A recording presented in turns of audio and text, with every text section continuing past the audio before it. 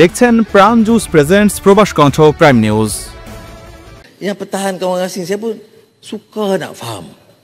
Jadi saya ni aktif wakil rakyat Bangla dan Rohingya mempertahankan mengapa dibebankan. মালয়েশিয়ার প্রধানমন্ত্রী দাতুশ্রী আনোয়ার ইব্রাহিম পার্লামেন্টের প্রশ্নোত্তর পর্বে বিরোধী দলের এক সংসদ সদস্যকে উদ্দেশ্য করে তীব্র সমালোচনা করেছেন। তিনি বলেন, কিছু সংসদ সদস্য না জেনেই বিদেশিদের পক্ষে সাফাই গাইছেন, যা বিস্ময়কর। আনোয়ার বলেন, সরকারও ৩% বাজেট ঘাটতি হ্রাসের লক্ষ্য নির্ধারণ করেছে এবং এই লক্ষ্য পূরণে রাজস্ব বাড়ানোর পরিকল্পনা রয়েছে। তবে জনগণের উপর অতিরিক্ত চাপ না দিয়েই তিনি উল্লেখ করেন, বিদ্যুৎ ও জ্বালানি ভর্তুকি পুনর্বিন্যাস করা হবে যাতে সাধারণ মানুষের উপর বোঝা না বাড়ে। এই পর্যায়ে প্রধানমন্ত্রী বলেন, তবে যখন বিদেশিদের প্রসঙ্গ আসে, আমি শুনেছি এক সংসদ সদস্য তাদের পক্ষ নিয়ে কথা বলেছেন।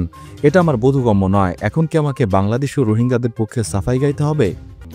সমগ্র মালয়েশিয়ায় জনবল নিয়োগ দিচ্ছে প্রাণ মডার্ন ট্রেড। আগ্রহী প্রার্থীকে অবশ্যই এইচএসসি বা সমমান পাশ হতে হবে। মোটরসাইকেল চালনায় পারদর্শী বৈধ ভিসাধারী প্রবাসীরা আজই যোগাযোগ করুন এই নম্বরে। এ বক্তব্যের পর হুলু তেরেঙ্গানো আসনের সংসদ সদস্য দাতুক রসুল ওয়াহিদ দাঁড়িয়ে প্রধানমন্ত্রীকে চ্যালেঞ্জ করে বলেন, বিদেশিদের পক্ষে কে কথা বলেছে, আমাদের মধ্যে কে? জবাবে আনোয়ার তীব্র ভাষায় বলেন, আপনি স্পষ্টতই পাগর এমপি তাং শ্রী মহিউদ্দিন ইয়াসিনের বিবৃতি পড়েননি। পার্লামেন্টে আসার আগে পড়াশোনা করে আসুন, শুধু না জেনে আক্রমণ করবেন না। তিনি আরও বলেন, বাইরে হলে আমি উত্তর দিতাম না, কিন্তু এখানে দিচ্ছি। পাগর এমপির বিবৃতিটি পড়ুন, যেখানে বলা হয়েছে বিদেশিদের উপর চাপ আসছে অথচ তারা এই দেশের জন্য অবদান রাখছে। আনোয়ার দৃঢ় কণ্ঠে বলেন, পার্লামেন্টে আসার আগে হোমওয়ার্ক করে আসুন।